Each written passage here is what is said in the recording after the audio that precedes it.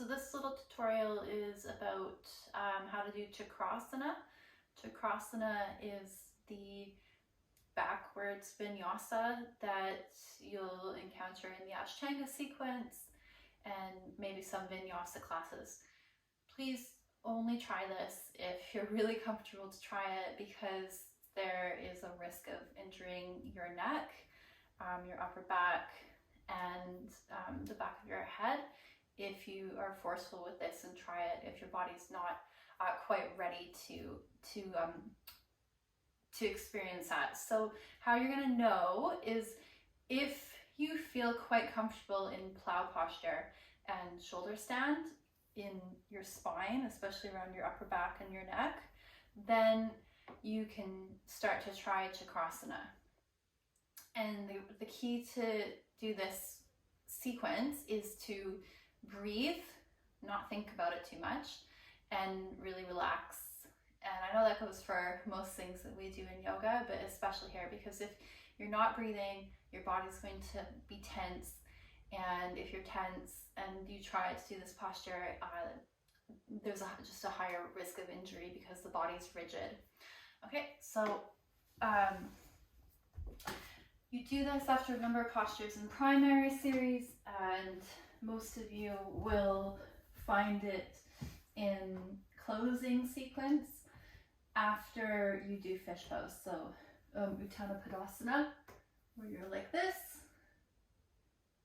you come down, and then there's a Chakrasana, and then up to headstand. And of course, if you don't want to do Chakrasana, you just roll up and down into a forward Vinyasa. So I wiggle to the top of my mat, because when you roll back, you need space for your feet to go into Chaturanga. So it depends on your practice space.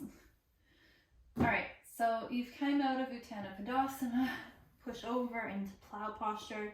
Do not turn your head, and just make some space in the back of your neck by moving your shoulders more towards each other and widening your collarbone.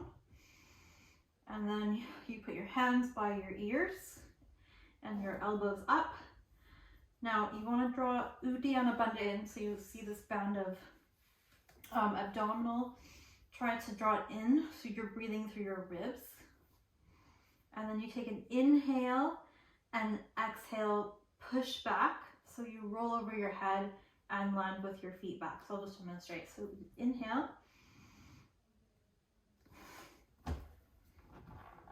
Exhale.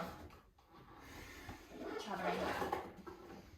Upward dog and downward dog.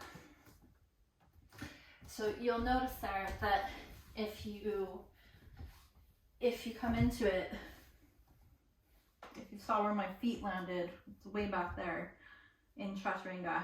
So hands here, find lots of width in your upper back, belly into spine. And then you need to relax here, because again, if you're tense, some people roll over onto the side of their neck. Try not to do that. I mean, you can if you feel like you're going to hurt your neck, or I would just avoid it. So inhale, exhale. Okay, so downward dog, and then eventually Chaturanga straight away.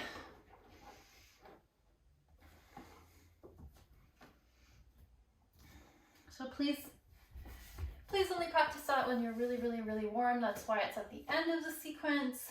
And the only other time that you'll encounter it in Ashtanga is in the second half of primary series. And that's because your body has to be quite open to do it again. So give it a try or don't, but please be mindful of the neck. Okay, thanks.